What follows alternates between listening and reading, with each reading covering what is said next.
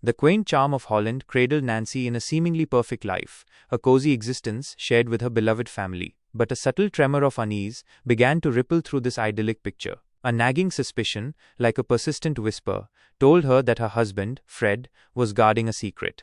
One ordinary laundry day, a small folded note slipped from Fred's pocket, bearing a name that was unfamiliar, a name that pricked at Nancy's heart. Later, a work errand took her to Fred's office, where her eyes fell upon a peculiar model of their city. Only a handful of houses were meticulously crafted, connected by a sparse network of streets. Why this incomplete replica, she wondered, a knot tightening in her stomach. Fred, an eye doctor, seemed an unlikely enthusiast of urban planning. The pieces began to click ominously into place. The note, the strange model, his profession, a chilling certainty settled upon Nancy. Fred was hiding something profound. Confiding in her colleague, Dave, a fellow teacher, Nancy poured out her growing anxieties. "I have a terrible feeling about Fred," she confessed, her voice laced with worry. "I need to know what he's concealing. And Dave, I desperately need your help." But Dave, hesitant to intrude on such personal territory, initially declined, stating it was a matter best resolved between husband and wife. Returning home, the turmoil within Nancy manifested as a palpable anger. Even the simple act of cooking became a casualty of her distress, the meal ending up burnt and inedible. Fred, perceptive in his own way, couldn't miss the storm brewing within her. At the dinner table, he offered a tentative apology, his words hanging in the air. "Nancy," he began, his gaze searching hers, "if I've made a mistake, please forgive me. We can start again." Nancy, however, expertly masked her suspicions, giving no hint of the turmoil raging inside. Why this preemptive plea for forgiveness? Her mind raced, a whirlwind of unanswered questions. As the house fell silent and sleep claimed her family, Nancy found herself drawn to the gallery, a space that housed Fred's belongings. There, tucked away and hidden from view, she discovered a camera. A fresh wave of worry washed over her. Why the secrecy? What need did Fred, an eye doctor, have for a hidden camera? Lost in her unsettling discoveries, a sudden noise from outside jolted her back to reality. Fear pulsed through her veins as she instinctively grabbed a nearby hammer for protection. Peeking outside, she found the culprit. A raccoon, startled by her presence, darted away from the overturned dustbin. Turning back towards the house, a light flickered on in an upstairs room, and a horrifying silhouette played out against the window. Fred, with the unmistakable shadow of a woman. Just then, another figure emerged from the house, her son, dressed in vibrant festival attire, running towards the dark embrace of the nearby woods. Panic seized Nancy. She abandoned her investigation and followed her son, her heart pounding in her chest. The chase led her to a deserted road, where a macabre scene unfolded beneath her feet. Corpses, countless and grotesque, lay scattered across the asphalt. A scream caught in her throat, but in the very next instant, the horrifying tableau vanished, leaving the road empty and silent. Then, a terrifying sensation: Nancy was falling, sinking into an abyss of cold, dark water. Suddenly, her eyes snapped open. She was in her bed, the familiar surroundings a stark contrast to the nightmare she had just endured. The burnt dinner, the hidden camera, the shadowy figure, the corpses, the drowning. It had all been a vivid, disturbing dream, a manifestation of her waking anxieties about Fred. The next day, Nancy sought out Dave again, meeting him at a quiet restaurant. "My doubts are solidifying, Dave," she confessed, her voice heavy with conviction. "I'm almost certain Fred is having an affair. Please help me. I need to catch him red-handed."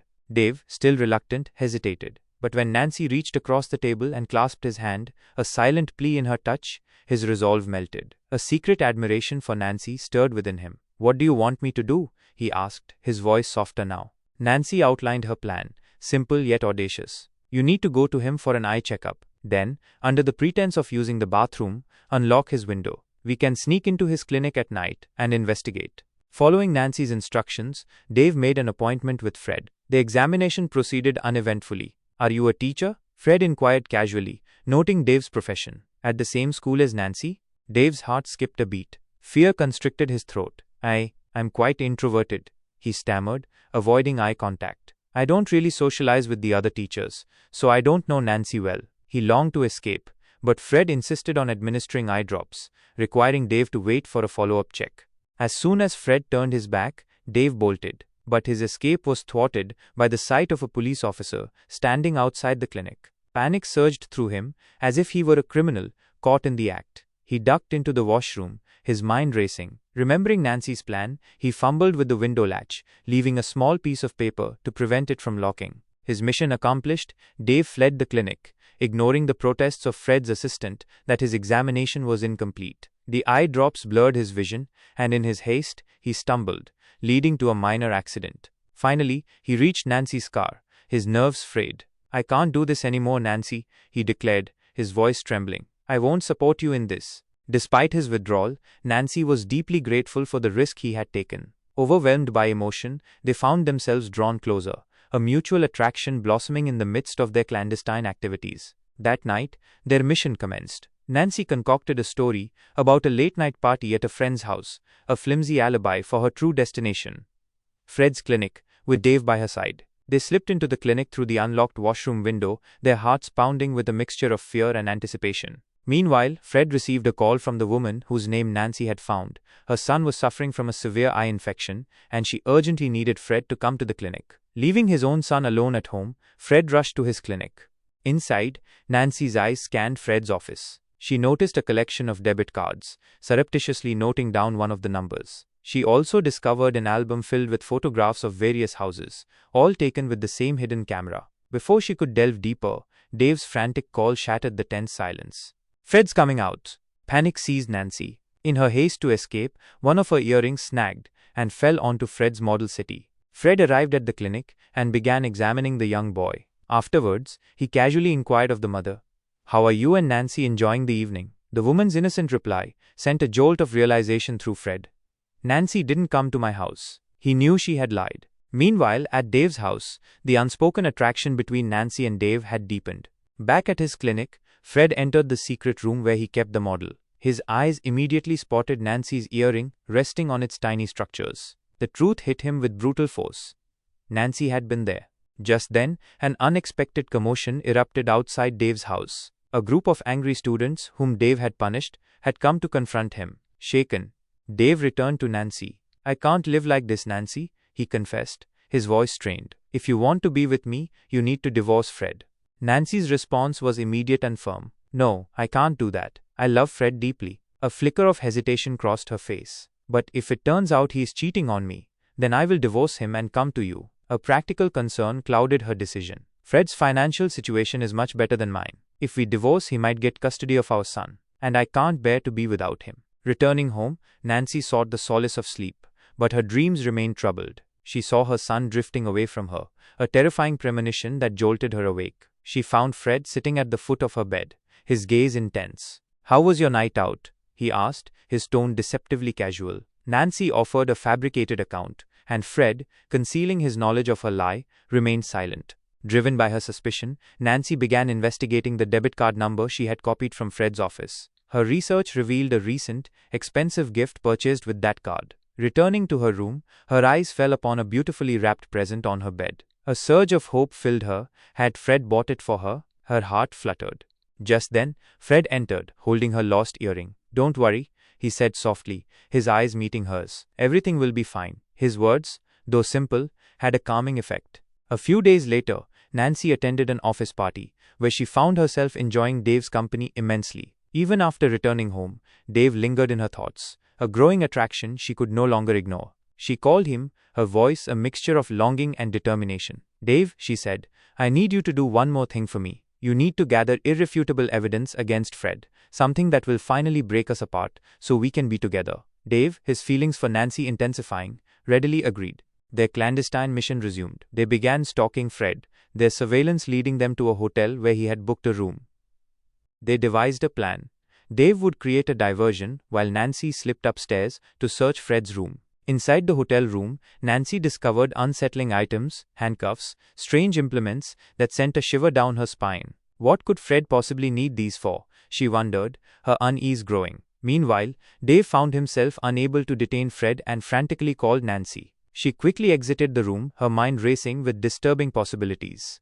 Dave, piecing together the strange objects, declared, "This is it, Nancy. This proves he's having an affair." He outlined the final step. "We just need one picture of him with his girlfriend. Then you can divorce him, and we can finally be together." Nancy, desperate for answers and drawn to Dave, agreed. Returning home, Nancy's gaze fell upon Fred's model city. This time, she noticed a file tucked away beside it, filled with blueprints of the very houses depicted in the model. A chilling realization dawned upon her. She frantically researched the addresses and unearthed a horrifying truth. Each of those houses had been the scene of an unsolved murder.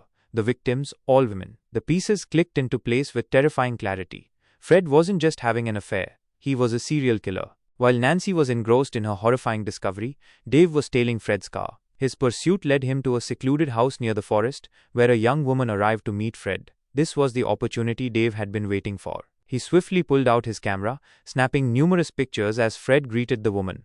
Determined to gather more conclusive evidence, Dave cautiously entered the house. He peered into a room and witnessed a scene that would forever haunt him. Fred wasn't embracing the woman, he had her bound and gagged. With a swift, brutal motion, Fred drew a knife across her throat. Blood gushed forth, and Dave knew, with sickening certainty, that he was watching a murder.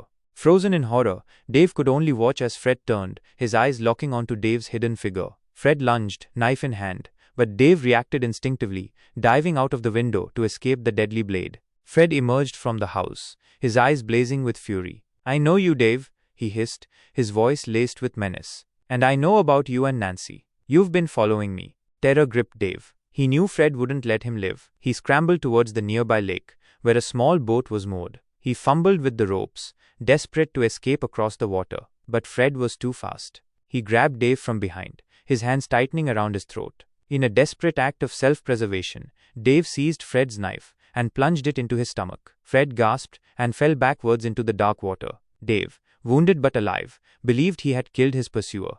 As dawn broke, Dave returned to town, burning the clothes that bore witness to the violent encounter. He saw a flurry of missed calls from Nancy, who had desperately tried to reach him with her own horrifying discoveries about Fred. When they finally met, Dave fabricated a story. "I caught him, Nancy," he declared, his voice strained. "I got the pictures. I confronted him, told him to leave you alone. He valued his reputation, so he agreed. He's gone." Nancy was bewildered. How could the man who professed his love so easily walk away? But she trusted Dave, and in their shared ordeal, a fragile new life began to take shape. Yet, a constant fear gnawed at Nancy, the fear of Fred's return, the fear that she would become another name on his list. Meanwhile, the weight of his secret act began to take its toll on Dave. Nightmares of the murder plagued his sleep. A few weeks later, a vibrant festival filled the streets of Holland. Nancy, with her son by her side, tried to appear carefree. But when a friend mentioned seeing Fred at the festival, a cold dread washed over her. Panic seized her.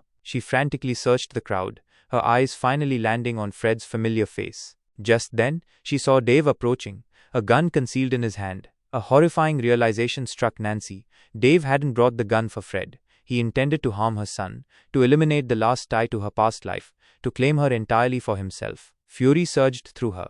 She rushed home with her son, Dave following close behind. He decided to confess the truth. He recounted the gruesome scene in the forest, Fred's brutal act, the ensuing chase, and the desperate struggle by the lake. "I killed him, Nancy," he finally admitted, his voice raw with guilt and trauma. "No," Nancy whispered, her eyes wide with terror. "He's not dead. He's back. And my son, he's the killer." Dave dismissed her words, believing she was still in denial, trying to protect Fred. But the weight of his actions was crushing him. He decided to surrender to the police. As he reached for his phone, Nancy snatched it away and pushed him. His head struck a hard surface, and he fell, injured. She grabbed the gun from his grasp. "Don't be afraid," she murmured, her voice trembling. She stepped outside, the gun clutched in her hand. Fred stood there, her son beside him. "Forget what you know, Nancy," Fred said, his voice dangerously calm. "We can start over. I'll leave everything behind." For a moment, Nancy wavered. She loved Fred, despite the horrifying truth. She took her son's hand and led him to the car. As her son stepped out, she pointed the gun at Fred. "Run," she commanded her son. She fired, but her aim was off. The bullet grazed Fred's ear. Enraged, he lunged at Nancy, but her son, seeing his mother in danger, pushed Fred from behind. Nancy, seizing the opportunity, kicked off her shoes and rained down blows on Fred's head, again and again, until he lay still. In the aftermath, Nancy held her son close, a wave of relief washing over her.